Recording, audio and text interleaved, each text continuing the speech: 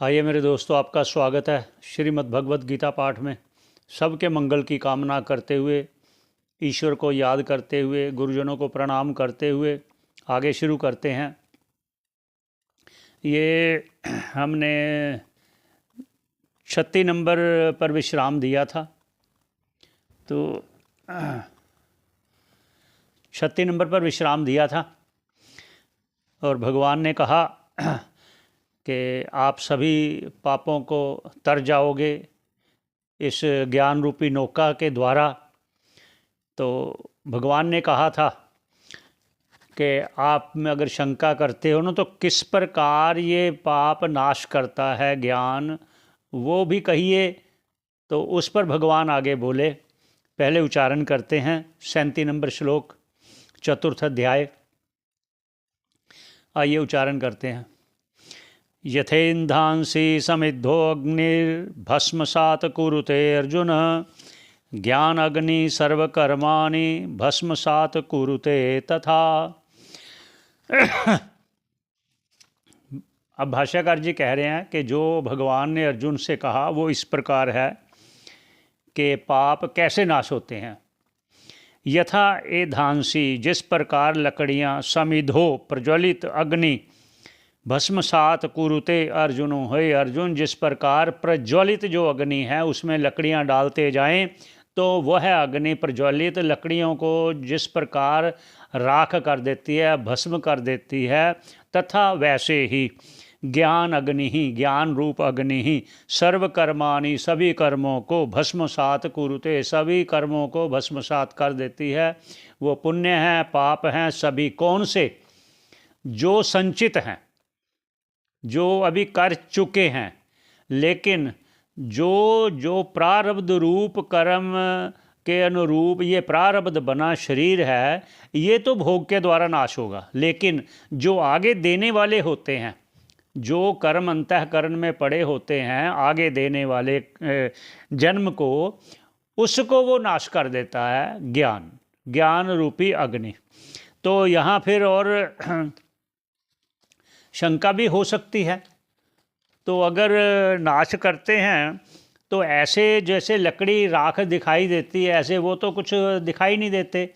तो वहाँ ये कहते हैं कि जो जिस प्रकार जो चने हैं या कोई बीज है वो बीज भूमि में डालेंगे, पानी देंगे तो वो अंकुरित होगा। इस प्रकार जो पड़े हुए कर्म हैं, पाप रूपी रूप जो धर्म रूपी बीज पड़े हुए हैं, वो जब समय आएगा तो वो जन्म देकर उसको अंकुरित होता है। जैसे जैसे नया जन्म देकर अंकुरित हो, ऐसे बीज वो अंकुरित होता है। लेकिन ज्ञान अग्नि के द्वारा वो सारे के सारे जितने बीज अंतःकरण में पड़े हैं वो भुज जाते हैं। भुज जाते हैं जैसे जो बीज हैं भूमि में डालने से पहले उसको भून दें अग्नि में। जब वो भुन जाते हैं, चने भुजे हुए हैं, जैसे वो भुजने से पहले तो अंकुरित होंगे, लेकिन जब भुज गए तो फिर अंकुरित नहीं होंगे। इस प्रकार वो जो कर्म पड़े हुए हैं ज्ञान अग्नि से भुज जाने के कारण वो आगे जन्म रूपी फल देने में समर्थ नहीं होते। ये कहने का भाव उनका। आप सब आगे क्या कहते हैं और भी कहते हैं। भगवान कहते हैं मैं आपको और भी इसका प्रभाव बताता हूँ, ज्ञान का प्रभाव बताता हूँ, वो सुनो। आगे 38 नंबर श्लोक उच्चारण करते हैं पहले। न हि ज्ञानेन सदृशं पवित्रम एह विद्यते तत् स्वयं योग संसिद्ध कालेन आत्मनि विन्दति। भाष्यकार जी कहते हैं जो भगवान ने कहा वो इस प्रकार। न हि ज्ञानेन सदृशम, ज्ञान के समान, पवित्रम एह विद्यते, इस संसार में और कोई पवित्र करने वाला नहीं है। जिस प्रकार ज्ञान मनुष्य को पवित्र कर देता है, शुद्ध अंतःकरण द्वारा, ज्ञान प्राप्ति द्वारा उसको मोक्ष पद देता है, ये ज्ञान के द्वारा। कैसे? उस पर सदृशम, कैसे? जिस प्रकार गंगा स्नान करने में पाप धुल जाते हैं, जप करने में, तप करने में जैसे पापों का नाश होता है, उसके समान ऐसा नहीं कहते। उसके समान क्यों?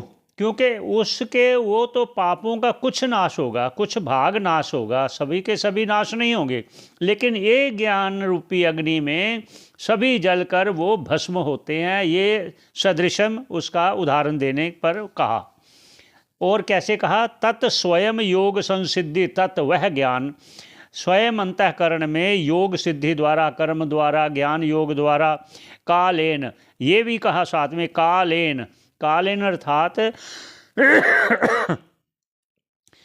बस प्रयत्नरत रहने वाले पर, जो लगातार प्रयत्न कर रहा है इस मोक्ष को पाने के लिए, ज्ञान में रत है, जो निरंतर निरंतर, आगे स्वयं भगवान फिर कहेंगे निरंतर जो है, इसलिए कालेन, उस पर उसके काल का नहीं बताया कि इतना समय करना है तो आपको ज्ञान होगा, ये नहीं कहा कि आप प्रयत्नरत रहें, वो अपने आप को अनुभव होगा। इसलिए वो आत्मनि विन्दति, वो फिर अपने स्वरूप का लाभ प्राप्त करता है। जब अपना स्वरूप का लाभ हो गया तो फिर ये दे रहे ना रहे उसको कोई फर्क नहीं पड़ेगा, क्योंकि वह जब आत्म स्वरूप का लाभ होगा तो अज्ञान नष्ट हो गया। जब अज्ञान नष्ट हो गया तो उसी का कार्य आगे जन्म मरण आदि आते हैं, अज्ञान का कार्य ही है। इसलिए अज्ञान का नाश होकर, इसीलिए कहा ज्ञान प्राप्त होने पर मोक्ष प्राप्ति होती है। और आगे कहते हैं उसका एक उपाय और बताते हैं भगवान, ये 39 नंबर श्लोक है 39, उसको उच्चारण करते हैं और उपाय क्या बताते हैं वो भी श्रवण करते हैं। वो कहते हैं श्रद्धावान लभते ज्ञानम तत्परः संयतेन्द्रियः, ये देखो पुण्य कह रहे हैं, ज्ञानम लब्ध्वा पराम शांतिम अचिरेण अधिगच्छति। देखिए पुनः कह रहे हैं, उसी बात को क्लियर कर रहे हैं। क्या कह रहे हैं, भगवान भाष्यकार जी कहते हैं भगवान ने जो कहा अर्जुन से वो इस प्रकार है, श्रद्धावान लभते ज्ञानम, जो श्रद्धावान होगा, श्रद्धा किसमें, जैसे गुरु वाक्य में श्रद्धा होगी पुनः कह रहे हैं, और वेदांत वाक्य में, उपनिषद वाक्यों में श्रद्धा होगी, और श्रद्धा के साथ साथ प्रयत्न भी होगा। ये सिर्फ श्रद्धा रखने से नहीं काम बनेगा, उसमें प्रयत्न भी होना। प्रयत्न क्या है, मनन है, जो श्रवण किया उसका मनन करना, मनन के बाद निधिध्यासन करना, फिर उसका अनुभव रूप में तत्पर रहना। ऐसा कहा क्या, श्रद्धावान लभते ज्ञानम, श्रद्धावान जो होगा, जो अभी कहा गुरु वाक्य में, वेदांत वाक्य में, ज्ञान में तत्पर हो, तीव्र इच्छा होनी चाहिए निरंतर। और क्या हो गया, संयतेन्द्रिय और जितेंद्रिय हो, ये पुनः पुनः कह रहे हैं, जितेंद्रिय हो। फिर ज्ञान लब्ध्वा, फिर ज्ञान का उसको लाभ होगा, फिर वो उस पर जब लाभ होगा फिर क्या होगा, पराम शांति, फिर अक्षय शांति अर्थात परम सुख का लाभ होगा।